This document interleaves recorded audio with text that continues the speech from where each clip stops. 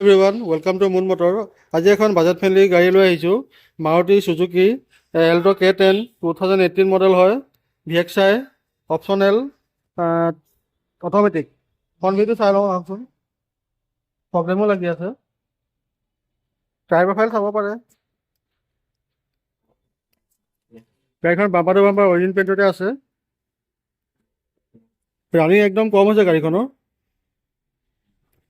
Silchar registration হয়। আহকচোন ইণ্টেৰিয়ৰটো চাই লওঁ।